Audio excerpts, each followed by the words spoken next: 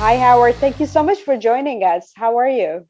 Azam, thank you. It was a pleasure to see you again. You are a source of light and joy. Thank you. You're always kind. What have you been up to during this time and COVID? Well, 15 different projects simultaneously. Actually, it's 16 now. There's a film called The Grand Unified Theory of Howard Bloom that's won 2 festival awards, which is very difficult to do in a time when most festivals have been canceled. There's an organization pulled together by a bunch of people from Germany, London, LA, the Howard Bloom Institute. That's swimming into sight. I'm trying to finish editing a book of bloomology by a French scholar, Gregoire Candelorbe. Um, I've started to write my next book, Everything You Know About Nature is Wrong. No, it's The Case of the Sexual Cosmos, Everything You Know About Nature is Wrong. But it's going to be 3 years before that book is available in bookstores. But I'm writing it right now. And I'm running 4 different space groups. One is the group that I was conned into founding by Buzz Aldrin, the Space Development Steering Committee. Another is a group that includes the former governor of New York State, David Paterson, who's a Democrat like me, and Newt Gingrich, who is obviously not a Democrat like me. He's the arch conservative Republican Trumpite, and Robert Walker, who used to be head of the House Science Committee, and General Steve Quast, who's a retired 3-star general. So, and there are 2 other space groups in addition to that. And aside from that, I'm doing more things than I can possibly remember at one time. It's been because remember, Azam, in 1988, I got sick, really sick, and was stuck in a bed for 15 years. And it took me 3 years to realize I was going to have to just lay in bed with 2 computers next to the bed and control it all through a keyboard. And by then, I'd been on the internet since 1983. And since I couldn't live in the real world, I couldn't even have another person in the room with me. I couldn't even speak. I was too weak to talk for 5 years. The one thing I could do almost every day, not quite every day, was type. So I had a keyboard across my lap, 2 computers next to the bed, a big monitor controlling the 2 computers, and I went on the internet. This is 1988 to 1991. And I went on the internet and basically became a new personality, a person reborn in this new environment. And I founded 2 scientific groups, and I wrote 3 books while I was laying there in bed. So I'm used to this. I'm used to having the internet life as my only real life. So when the crisis began, I had lost the love of my life because of the COVID crisis. I was supposed to go to South Africa for the second time to be with her, and then all travel was canceled. That was out, so I lost her. I found a new girlfriend. We thought we'd be able to get together because she's in Maryland, which is, as she says, a short bus ride away. No, the crisis got worse, and she hasn't been able to come up here, and it's now been 11 months. But we have each other thanks to electrons, thanks to the cell phone primarily, this. Um, and so, and I'm used to doing all my work online. That's just normal for me. So this has not been a difficult transition, and I've been so busy. I mean, when people affirm you by gathering around your work so that they can put together an organization that will carry your work on beyond your death, that's very affirming. Plus, I appear on 545 radio stations every Wednesday night. And for the last year, I've been doing this for 15 or 20 years. And for the last year, I've been reporting on COVID. Week after week after week, I've been reporting on the latest developments and surprising developments in COVID. So those are a few of the things that I'm doing. And the rest I can't remember because I can't remember all these things at once. Right. At least this is amazing that you've been involved with a lot of, activities, and even though this is not the first time that you've been um, being impacted by the crisis like COVID. I believe last time we met was in a space conference back in Toronto. Yes, Space exactly. Development Conference. So tell us what you've been up to in this space and how things are going. Well, since you and I last saw each other, and just for the audience's sake, Azam is electrifying in public. She just beams energy. She's absolutely gorgeous when she's busy working a room. But, well, for one thing, I wrote a document called Garden the Solar System, Green the Galaxy. And it basically says that once upon a time, there was a poison pill of a planet circling a, a mediocre yellow star. And that pill, that poison pill of a planet, was the mother of all climate catastrophes. Every 3 hours, the temperature would go up 88 degrees Fahrenheit. If you were on the surface of this planet, you would be just flooded with this poisonous stuff called radiation. And then at the end of 3 hours, you'd be flooded by something else equally poisonous, darkness, and the temperature would go down 88 degrees. Plus, this gravity ball had a tilt to its axis. So as it went around its star, it created 4 major climate changes a year. We call them summer, winter, fall, and spring. And then there were periodic ice ages at least roughly 2 points. We don't know whether it's 1 or 2 in this planet's existence. There was ice a half a mile thick, a kilometer thick on the equator, Azam, on the very equator itself. And roughly 150 million years ago, things were so warm on this planet that there were dinosaurs living at the South Pole. So this is the mother of all climate catastrophe, this particular planet. And yet life took hold on this planet somehow. And it took hold knowing, in a sense, that bucking climate catastrophe was its challenge. That wasn't the only challenge. I mean, aside from the fact that every 44,000, 102,000 years, the temperature would go wildly up and down. Every once in a while, we'd pass through the spiral arm of a galaxy, and the cosmic dust we'd absorb into the outer layers of our atmosphere would change our climate catastrophically. Aside from all of these things, since the beginning of life, there have been 148 mass extinctions. So this cheeky little bastard, life, had the audacity to spring up from the environment, from the ghastly, poisonous, problematic, climate-changing environment of this earth. It knit itself together in the midst of all of that, taking advantage of some of that. I mean, there is this poisonous chemical that's easily flammable called phosphorus. Life managed to take phosphorus, this poison, and turn it into pistons in the powerhouses of a cell. It's the ATP and ADP cycle, adenosine diphosphate. No, it's phosphorus I'm talking about, not sulfur. But and adenosine triphosphate. That's what allows your cells to have energy and to transfer energy to each other. It's phosphorus. I mean, yes, phosphate. It's phosphorus. Bear with me while I sound terribly confused. Phosphorus? You got to be kidding me. That stuff is poison, man. It's poison. But life seized opportunities. Life was a doom rider and a catastrophe tamer. It always has been. And this has always been the planet of climate catastrophe. So yes, we have to take as much man-made carbon out of the atmosphere as possible to prevent global warming. But what we really need are climate stabilization technologies. We've made this anthropogenic decision, a man-made, woman-made decision to permanently have the kind of climate we had on this planet in 1650, just before the Industrial Revolution. Okay, having made that decision, now let's figure out how to implement it. We've had climate coping technologies ever since we became human.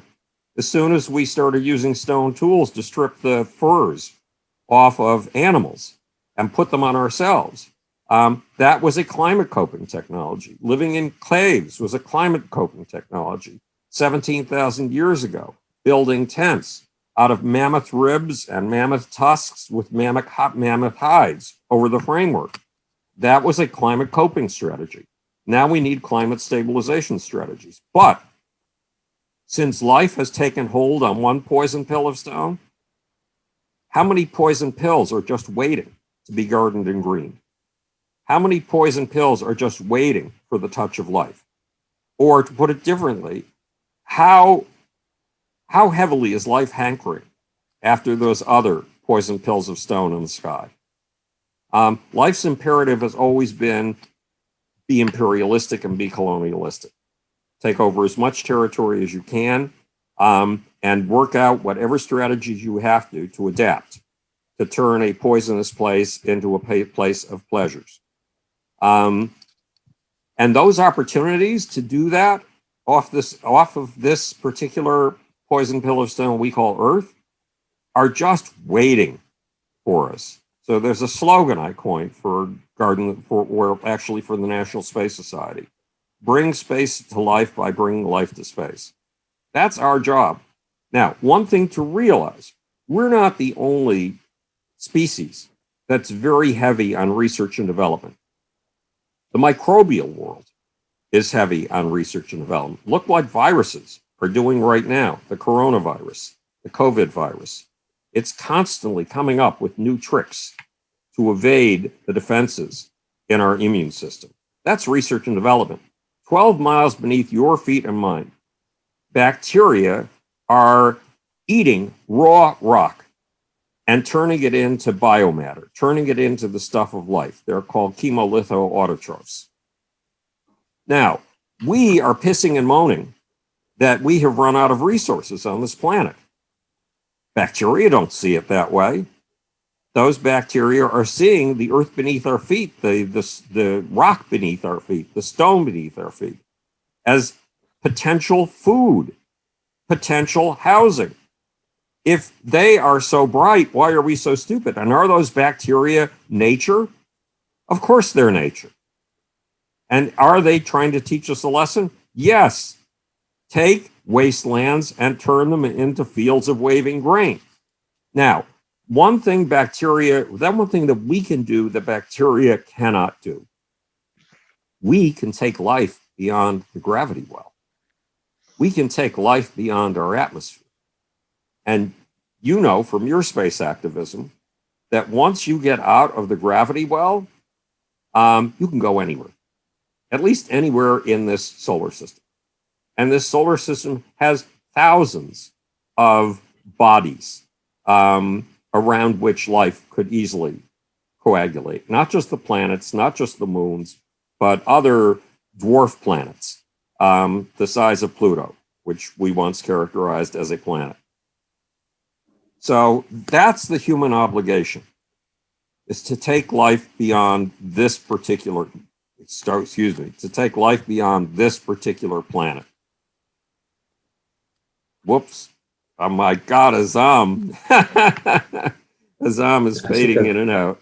And she looked like she wanted to say something. Mr. Howard, what do you think about, so who created the first life on our planet and how the life was created?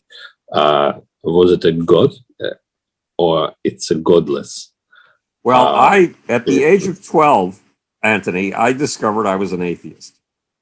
And my atheism, and probably a lot of others people's atheism, doesn't come from a whole bunch of reasoning things out. It just lands on you. Whatever your faith is lands on you. And it doesn't ask your permission. It simply invades and takes over. So my faith has been atheism for a very long time.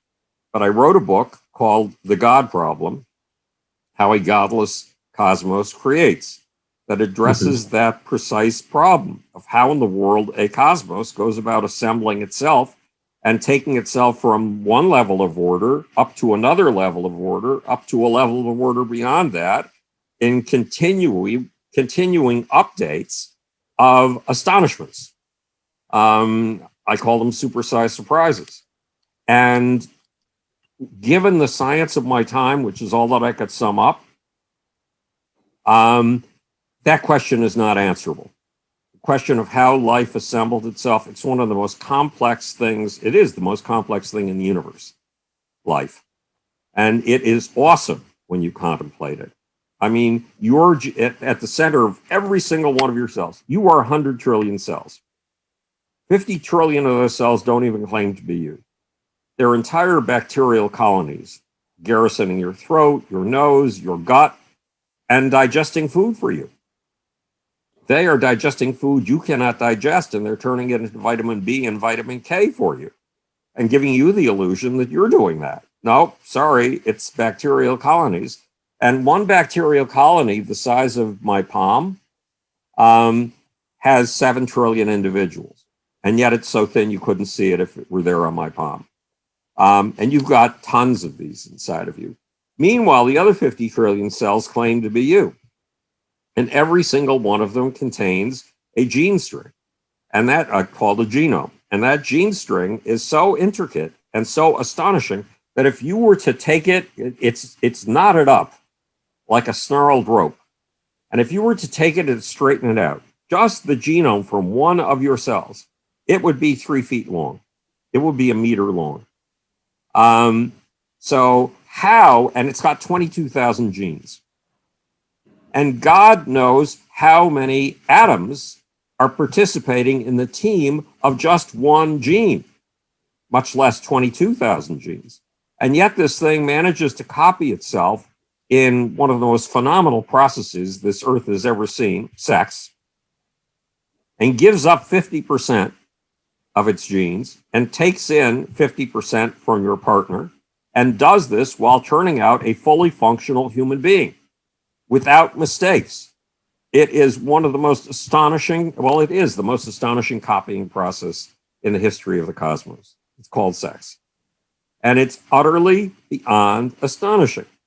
And in my upcoming book, The Case of the Sexual Cosmos, Everything You Know About Nature is Wrong, I talk about 2 things that have violently misled science over the last 350 years. One is an idea from a guy named Pierre-Louis de Maupertuis. He was French. He was begged to come to the Prussian court. He was given a very high-ranking wife to keep him there. And he came up with what he called the law of least effort, that in nature, everything uses the shortest path possible to get from one point to another. Sex is the most complex process that could ever possibly be invented. It is so complex that I, a writer who tries to make science simple, no matter how simple I make what happens in meiosis and mitosis, the 2 molecular processes at work in sex that are the key to sex, no matter how simple I try to make it, it's still incomprehensible. If it's so incomprehensible, how could it possibly be the shortest path between 2 points? It's not. It's an invention of lengths and distances on a path, wanderings on a path that are utterly beyond belief, and yet precisely contained wanderings that produce a new functional individual. If everything were just happenstance, if everything were accident, if everything were stochastic, to use the word of the scientists, we'd never produce functioning human beings. Women would have abortion after abortion after abortion, and every one of them would look unrecognizable as a human being. But no, there is a precision, there's a wiggle room. Every individual, one of the things I'm discovering in researching sex, we talk about sex as reproduction. That's the wrong word. For you, Anthony, to reproduce, your simplest route between 2 points, the law of least effort route, would be to eat an awful lot of food, gain a lot of weight, and split in 2. Then you could have 2 Anthonys, right? Yeah, it's simple. You're right. But It's that's much not simpler. the way we do it. And the way we do it is so complicated, it can't even be explained. And you have to spend an entire year studying it in school. And then by the time the test is over, you've forgotten it already because it was so amazingly complex. So the law of least effort is wrong. Somehow nature loves the law of most effort, because that's what sex is all about. And the second really big mistake comes, the law of least effort comes from 1650. The next big mistake comes 200 years later. It's called the second law of thermodynamics. All things fall apart. The entire cosmos is like a sugar cube in your coffee. And as you swirl it around, it dissolves. No, that's called heat death. And Lord Kelvin himself came up with the idea. It's false. This universe does not constantly go down a stairway of complexity until it arrives at a random whizzle, a puddle. The cosmos is constantly going on a staircase up. And by distracting ourselves from that in science for the last 150 years, we have distracted ourselves from understanding the astonishments and the form creation that's in this cosmos. Because that form creation is just stunning. Now, does it come from a god? Does it come from some form of self-organization, which has principles beyond which we cannot see right now, given our scientific tools? That's up to your belief system. If you can choose to believe in a god, you can choose not to believe in a god, or those beliefs can choose you. Not believing in God chose me. So that's my stance, and I feel gifted by it because it makes me ask, so how in the world does the universe pull off creation after creation after creation, material miracle after material miracle, supersized surprise after supersized surprise? And think of the supersized surprises in the future. We can't. We can imagine for all we're worth, and yet the future always turns out to be far more surprising than we imagine. Look, once upon a time, there was a technology lover, a technophile in England, and he happened to be very wealthy and very powerful. And because he was a technophile, he decided to get together all of the most advanced technologies from every country on the face of the earth. And his architect handed him a plan for the building in which all of these things would be gathered. He wasn't satisfied with it. He demanded a building made entirely of glass with narrow ribs of steel. Nobody had ever seen anything like that at the time. It was called the Crystal Palace. And this gathering of all of the major technologies of the earth was the Great Exposition of 1851. And the technophile who brought it together was Prince Albert, Queen Victoria's husband. Do you think Prince Albert could possibly imagine the laptop on which I'm talking to you, the Zoom application on which we're talking, and this cell phone in my hand? He could not have even imagined this. And he was one of the most technologically savvy individuals of his time. 1851, that's when the Great Exposition took place. Well, look, I used to have, let's tell the story in correct order. Prince Albert, at the age of 42, came down with a stomach ailment. It killed him. He died at the age of 42. I had a friend who was a homeless man. He lived a couple of streets up from me on the corner, or begged on that corner. And when he came down with something like a stomach ailment, he got on his bicycle. Yes, a homeless man owned a bicycle and a cell phone. And he pedaled 5 blocks to the nearest hospital, went into the emergency room, and they gave him an antibiotic. If Prince Albert had had the access of a mere homeless man today to that emergency room, he could have lived easily to the age of 82. He had a lifetime, half of yours, half of Azam's, half of mine, because he lived in 1850 and he couldn't imagine what was around the corner. He couldn't have imagined antibiotics. He couldn't have imagined laptops. He couldn't have imagined cell phones. Yes, Charles Babbage was busy developing the difference engine, the very first computer. But the idea that something infinitely more complicated than that, with millions of chips, would sit on your lap, that was unthinkable. So the future, but nonetheless, we are those who birth the future, the three of us. are among those who give birth to the future and who will give birth to some of those supersized surprises. So we have a big responsibility. We are the future incarnate. Well, that you actually you brought great topics about climate change and uh, humans' capability for growing more, and also the latest ones, the longevity discussion that is happening all the time, gene editing and gene reversing techniques and so forth. Going back to the climate change, do you think that the space is the future for, or one of the solutions that could actually solve the climate change on Earth? Going to the other planets and creating techniques and technologies to solve what we are actually doing wrong in this planet?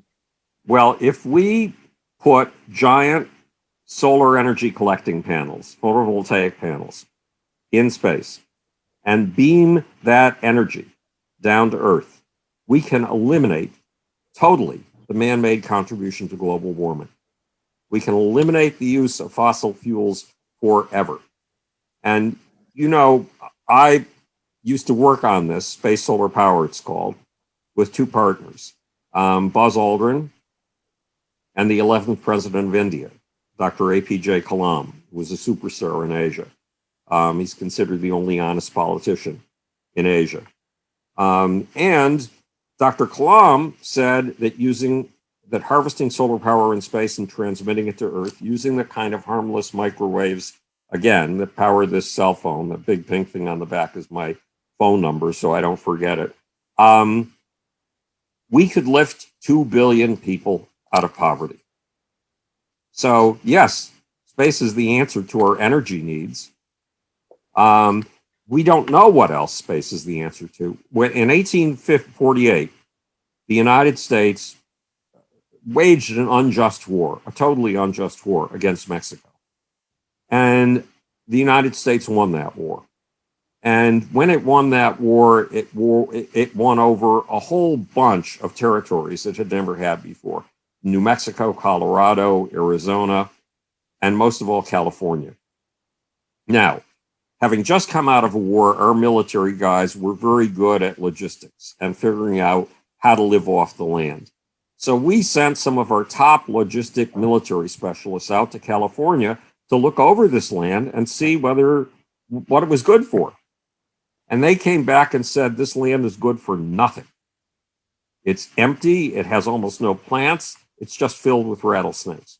And if you invest a penny in this land, that's money lost. That's not an investment at all. Well, then gold was discovered in California. And people started going out there, even though it was an 18-month journey and your odds were 1 in 6 of dying along the way. People started to go there, and then businessmen began to sell groceries and clothing to those who were looking for gold, and they became the wealthiest families in California, the Leland Stanford family, the Mark Hopkins family, the family that founded, oh God, what's the name of that bank? I forget. But the Crocker family became fabulously wealthy. And then guess what happened? California gave birth to Hollywood, and California gave birth to Silicon Valley. Now, if you've been one of those people trekking out to California in 1850, or even worse, if you've been one of those logistic experts who had just surveyed California for its possibilities, could you possibly have imagined Silicon Valley or Hollywood? Never in a million years. Yeah. But again, you, Anthony, and I are the womb of the next supersized surprise. So we are the womb of the embryo that will give birth to things that we will never see and we are incapable of imagining. Sky's not the limit, right? Right. And so a long time ago, I was asked to give a lecture. This was about 2000. I was asked to give a lecture on singularities, Ray Kurzweil's concept that will hit a certain point at which our technology will be so radically different from anything we have ever had that we will change utterly as a species overnight. And I was lecturing from my bed. I was still stuck in bed with my illness at that point, and I was lecturing via video at San Francisco's Exploratorium. And I said, we've had an infinity of singularities. The invention of the first stone tool was a singularity. The taming of fire was a singularity.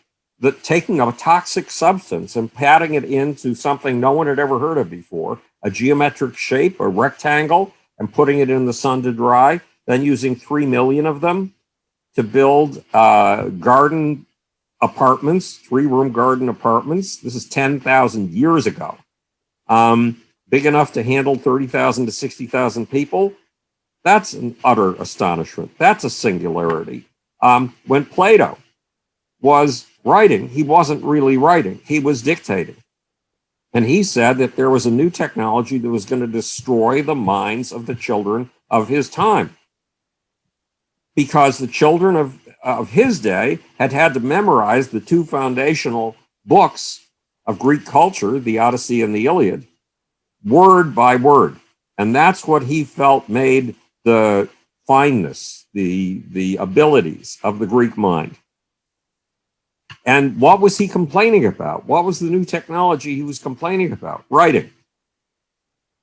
What he didn't realize was that with writing and reading, instead of just knowing 2 books, you'd be able to know 200, or if you were a scholar and went to the library at Alexandria, which didn't exist yet, but would exist roughly 100 years later, 150 years later, you could read 2,000 books.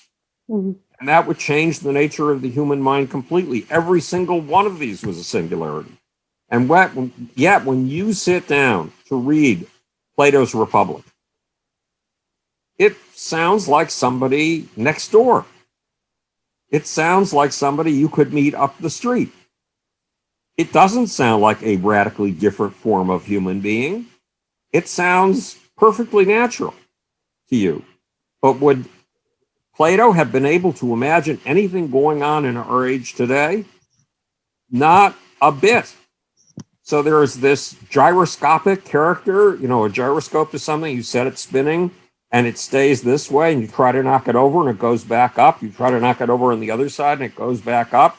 Gyroscopes were used for the initial guidance systems on intercontinental ballistic missiles because they just insisted on staying in the attitude that you left them in.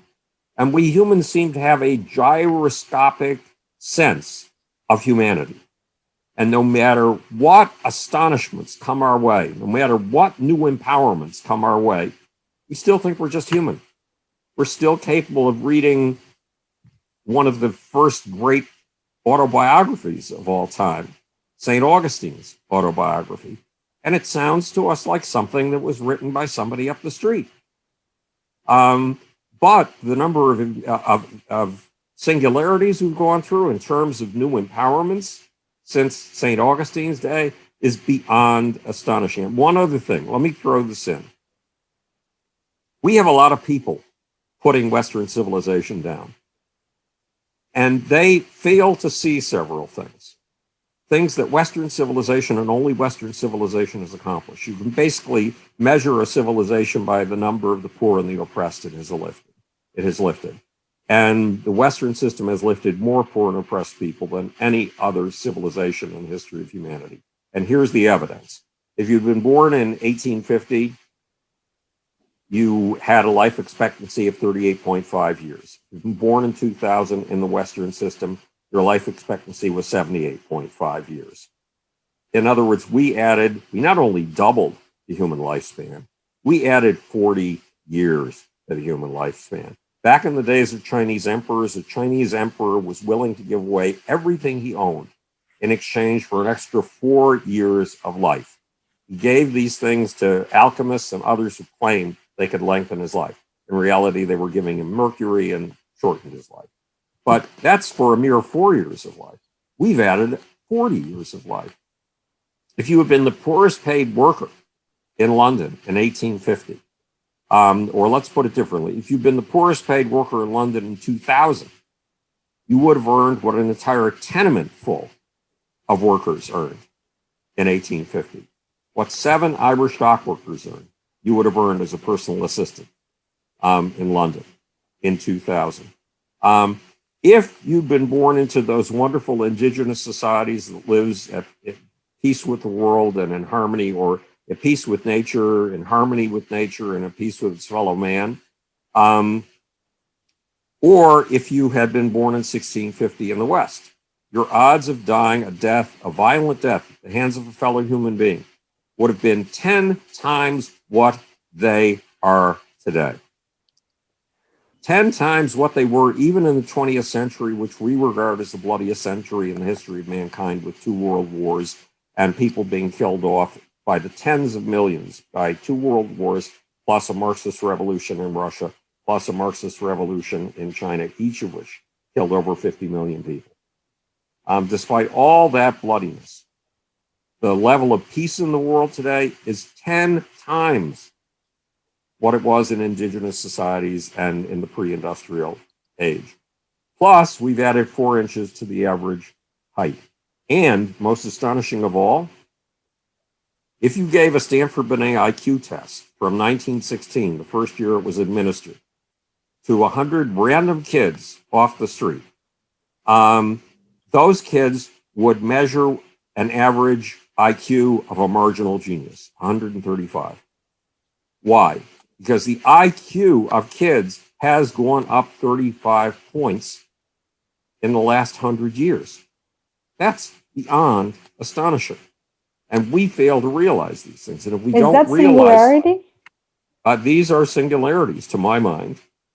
It's just that there is no such thing as a singularity if you regard the singularity as an utter transformation in which we don't look the same, we don't walk the same, we don't talk the same. No, we've kept looking the same, walking the same, and talking the same through these massive shifts in what an individual human can be and what an individual human can achieve. And is that the consciousness? We fail to be conscious of even the transformations that have taken place in our lifetime. Before we get to the next topic, I like literally want to ask you about you were talking about the harmonization of the human population and so forth. There's a lot of discussions over COVID-19 virus. Is it a man-made? Do you think it's a man-made for the control? I don't think it's man-made. These viruses are very clever. We should give them credit for their inventiveness. And bacteria are very clever. The micro world, as I said before, specializes in constant research and development. So I don't think by any stretch of the imagination that it was man-made. And it shows, I mean, in my book, Global Brain, I talk about the ongoing battle between the micro world and the macro world, between bacteria and viruses and human beings. And it's a research and development race. And it's a horrible race because millions of people have been killed around the world by COVID at this point. In the United States alone, 570,000 people have died. But we've had these plagues for a very long time. Athens had plagues like this around 404 BC. All of the Western world had this kind of plague in 1348, the Bubonic Plague. The Bubonic Plague killed off 1/3 of humanity. If we had such a thing happening today, 2 billion people would die. We don't have such a thing happening today. Compared to the Bubonic Plague, COVID is minor.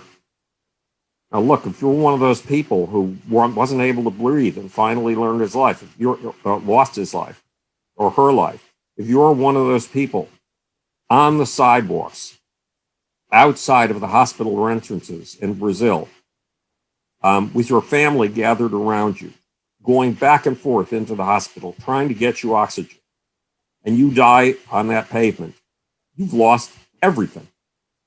You've ceased to be. So COVID has been a disaster for roughly 2 million people who have died around the world. But it has been nothing compared to the bubonic plague. Now, some clever person in China, which is pretty much where the bubonic plague began, went from China to India and then from India to Europe. Did some clever Chinese person in a Chinese lab in 1348 AD invent the bubonic plague? No, the micro world invented the bubonic plague because it's always trying to find new ways to feed on us. That's nature's mandate. Find new ways to feed on the inanimate things in your surroundings. That's what the chemolithoautotrophs, the bacteria 12 miles beneath our feet, are doing. That's our obligation too. Right. Constantly find new ways to turn trash into treasure. So you also mentioned about China, and that COVID brought up another kind of, it was a disaster to humanity. Also, we saw some other things that actually evolved from COVID, like digital economy. We see the huge race that is coming among different countries, especially China, US, kind of like an economic race and so forth. How do you see that? How do you see? I think it's fabulous. Humans have two choices. Intergroup tournaments are a basic part of life, whether it's bacterial life or human life. For example, bacteria absolutely adore human feces that are dumped from California way out into the Pacific Ocean. They absolutely adore it. It's the finest form of food for them. And 7 bacterial colonies. Remember, colonies have 7 trillion individuals, all constantly gossiping with each other, all constantly communicating, and all 7 of them will battle over that piece of human feces. And they will battle, they will make war with weapons of mass extermination, with weapons of mass destruction, with chemical weapons. And we have stolen some of those chemical weapons since 1948, and we call them antibiotics. So war is endemic to life. War has been going on ever since life began. Those bacteria, our great-great-great-great-grandmothers were bacteria like those. So the trick for humans is to keep the intergroup tournaments from being fatal and play them out in non-fatal ways. For example, once upon a time, cities like Cleveland and Chicago would have gone to war with each other. And a lot of people would have been killed. So they go to hockey games with each other. And there's competition and there's a winner, but nobody gets killed. More important is economic competition. And economic competition drives economies to produce new material miracles, new astonishments.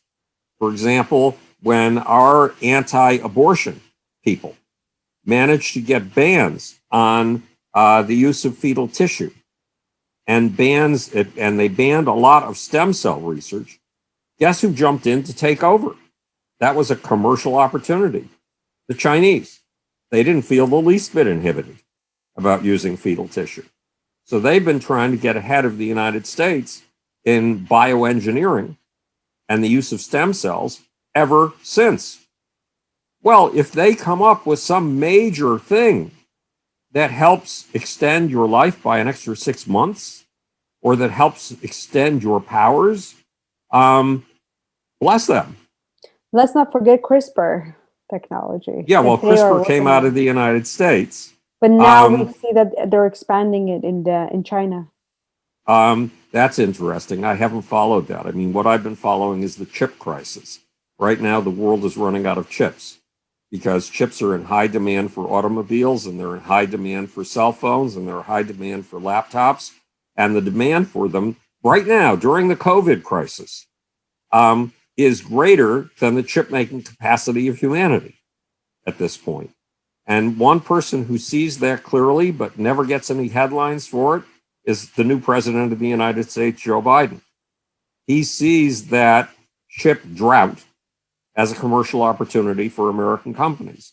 And even though nobody covers it in the press, he's been moving ahead with ways to make America a very big player instead of a small player compared to Taiwan, for example. What or is China. his strategy? His strategy is to produce more chips, is to get American companies to be capable of producing more chips. Now, exactly what he's doing, I'm not sure, because I get to follow this in Nikkei Asia and Kasian, which is a Chinese publication. It's not covered in the United States.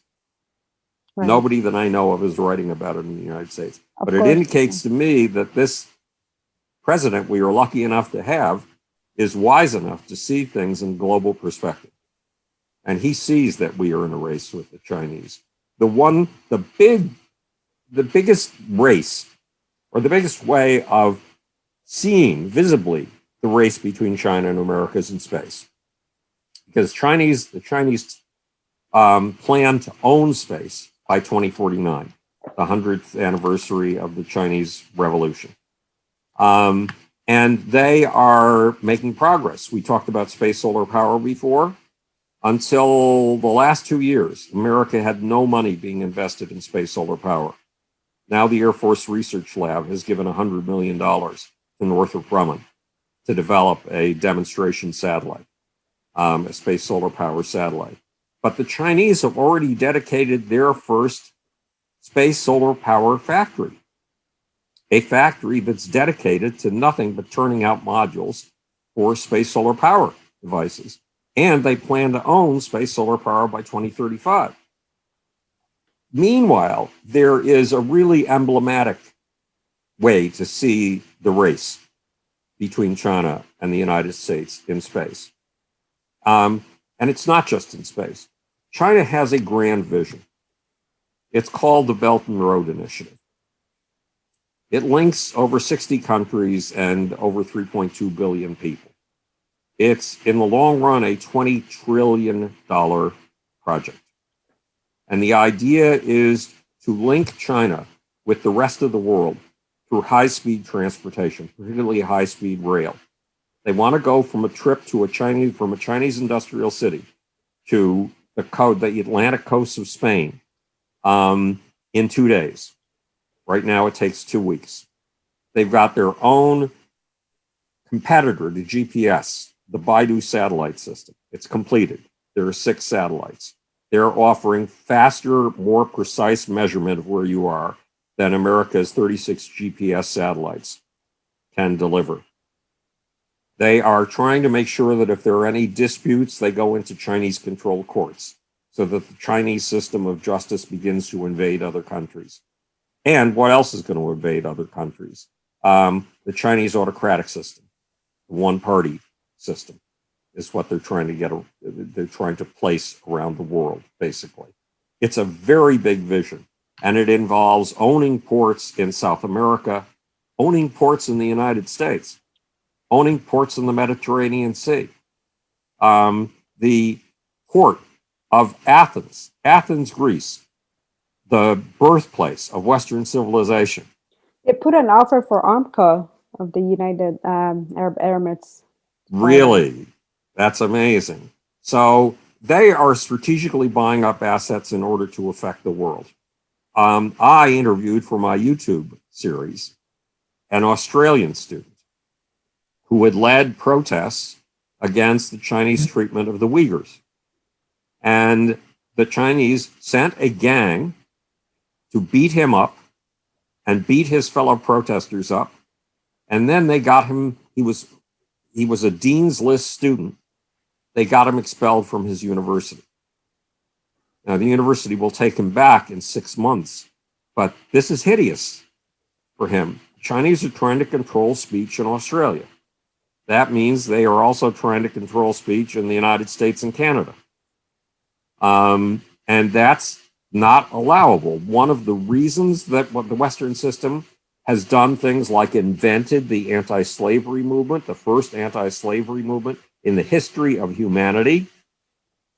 One of the reasons we've been able to do that is because we have a protest movement, and a protest movement, we've had it since 1760, protest movements, and protest movements thrive where there's free speech. Are the Chinese allowing protest in Hong Kong now that they're tightening their grip on it? No. No, you get jailed for any criticism of the party, period. And the Chinese are getting that across right now by, among other people, jailing one of the primary producers, one of the primary publishers of publications that occasionally have the guts to challenge Chinese one-party system. He's going to jail. There is no longer free speech in Hong Kong. The Chinese do not want free speech in Australia. They do not want free speech in Canada. They do not want free speech in the United States. And if they control the economy of the future through their Belton Road and their ports on the Pacific Ocean in North America, and their ports like Piraeus, the port of Athens in the Mediterranean, then we can kiss our freedoms goodbye. And I don't want to do that, because a person like me, and even a person like you, can only thrive where there's freedom of speech. Where there isn't, we would die. I have a question. If you're familiar with what's going on now in decentralized world, in blockchain world, so blockchain, right? It's all about decentralization. Right. Every imperium always fail after 100 years or 1,000 years, and like, you know, we've been talking about like human history. So Greece, Rome, like Soviet Empire, and I guess any empire, even US empire, unfortunately, will fail in future, and war will always continue. So the war, it's what pushing humanity to evolve. It's our evolution, right? The war. And what, maybe I'm wrong, and maybe decentralization is an invention of evil, by evil. I still think the decentralization, it's one of the additional layers of consciousness. Right. And when people, we just talked about kids, when people, their IQ much higher than IQ of the kids, like 50 years ago, 100 years ago, and maybe in 50 more years, average IQ will be even higher. You could not control so high educated, like highly conscious people, same easy as you control stupid peasants, right, like farmers. And that's why if you're familiar with it was a Mongolian king, Temujin, Genghis Khan. Right. He said the army should always move. The army should always fight. If army stopped to fight and settle, they became farmers. And then when your army soldiers became farmers, it's very difficult to push them to start again to fight, because they don't want to fight. They are already farmers. They have happy life and they have a food and so on. So I guess every imperium will fail. We just should sit near the lake, near the river, you know, sit near the river and just wait when the corpse of your enemy will flow. Even see the corpse of your enemy. So I think decentralization will help humanity to fight against corrupted government who are not allowing you to have your free speech. I don't know what you know about decentralization, what do you know about blockchain, but it's what will be in our life maybe in 5-10 years. So all our supply chain, all documents will be on blockchain. It will be uncorruptible, unbiased, and it will affect all other spheres. Well, two things. First of all, not all empires fail. Whenever we say that, I mean, it's too bad. And in 1776, Edward Gibbon made a decision. And the decision has affected the thinking in the Western world ever since.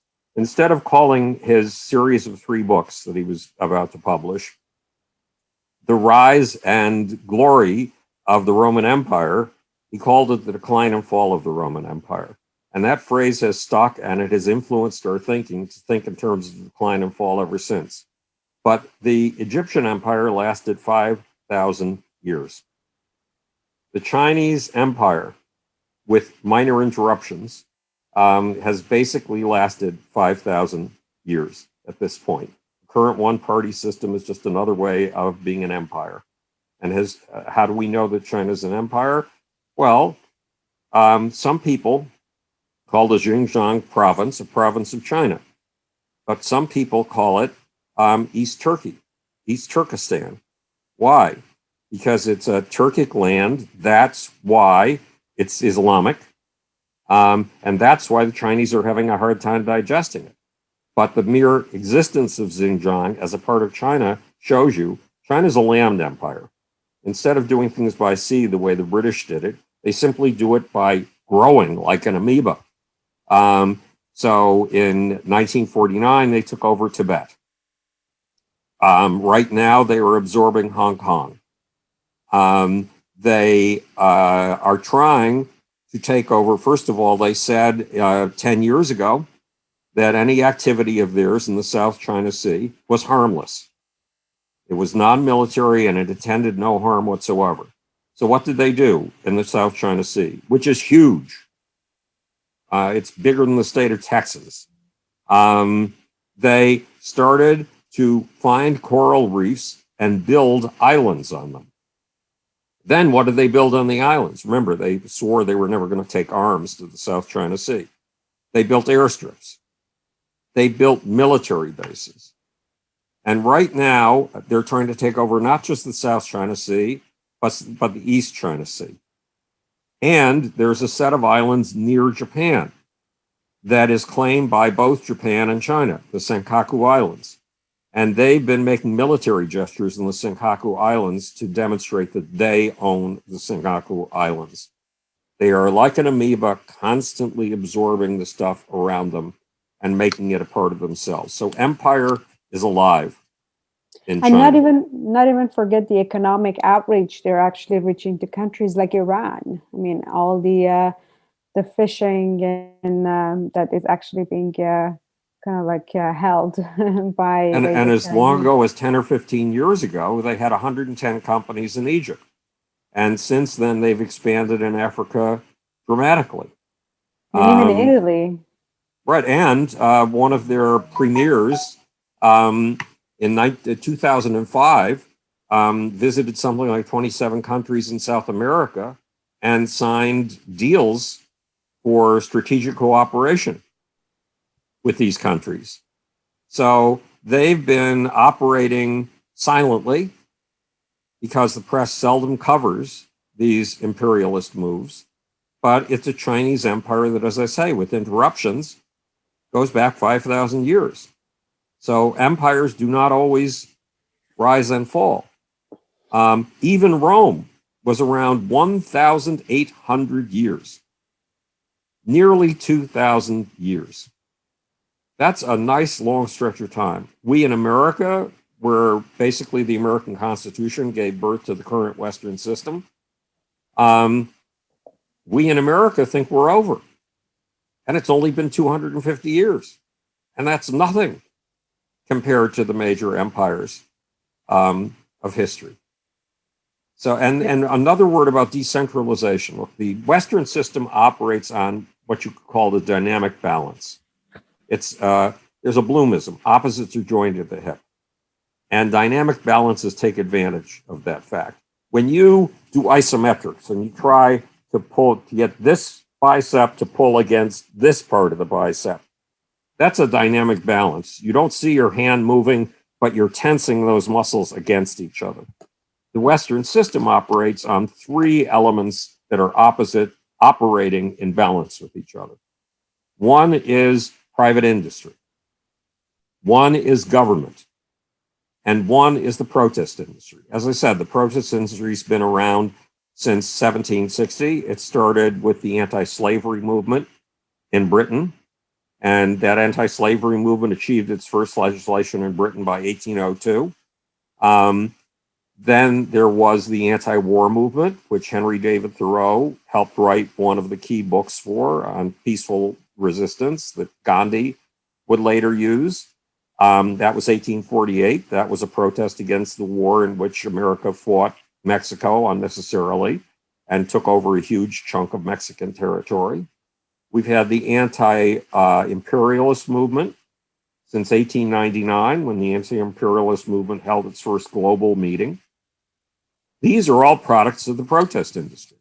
If you eliminated the protest industry, you would eliminate our self-correction mechanism, because that's what that is. It's absolutely necessary to the operation of the Western system. Government is absolutely necessary. Right now, every industry you can think of is taking advantage of the internet. Who invented the internet? Was it private industry? No. It's like the roadways and the transcontinental transport systems. It was done by DARPA, the Defense Advanced Research Project Agency, gave birth to the internet. If we're going to have a thriving economy, the government has to provide the infrastructure in the same way that it provided the internet, or in the same way that it provided the transcontinental highway system in the 1950s. Except the goal of government is not to rebuild roads and rebuild bridges. It's to build the landscapes that don't exist yet, the way we built an entirely new cosmos, the cyber universe, starting in the late 1970s. The next internet, where is that going to come from? In all probability, not private industry. It's going to come from government. So private industry needs government, whether it recognizes it or not. And when it doesn't recognize it, that's a major blindness. Because when you can't see, you stumble into pits and you don't see them ahead of you. Government, of course, needs private industry because private industry is the source of innovation. It's the source of productivity. And they both need the protest industry to keep them on their toes and show them where they're going wrong and to correct problems within the society.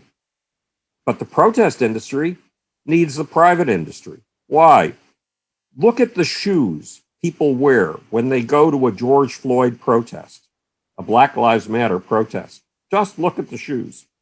They're Nikes, they're Reeboks. They are made in Thailand, China, the Philippines.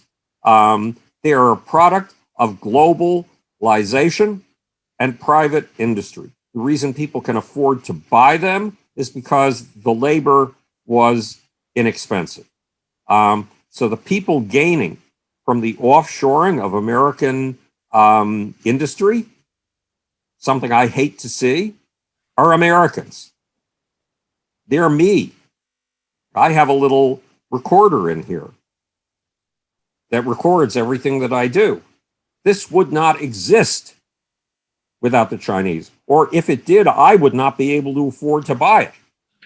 And since these things go wrong periodically, buying a new one to replace it is no big deal. If it were made in America, it would be 2 to 3 times the price, is my guess. And I would not be able to afford it. We would not be able to afford these things that come from Foxconn in China. Globalization has gifted even the people who are against it the most. So it empowers them. And we need government to come up with the next internet. We desperately need the next internet. And once we start taking life to space, the odds are the same thing will happen with humans living in space colonies that has happened to humans living in California after 1848. The new Silicon Valleys will arise. The new Hollywoods will arise. New realms of the imagination will be plowed and built somewhere up there in the skies.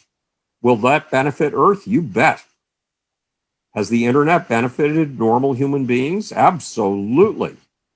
Has it benefited human beings even in Iran, even in Syria, even in places you would think are unreachable, even in Myanmar? Absolutely. Without the internet, these people would not be able to demonstrate against their governments. There were demonstrations against the government in Lebanon 2 years ago. Without the cell phone and the internet, those demonstrations would not have been possible. But remember the principle of the dynamic balance. balance. Opposites are joined at the hip. These three elements of the Western system need each other.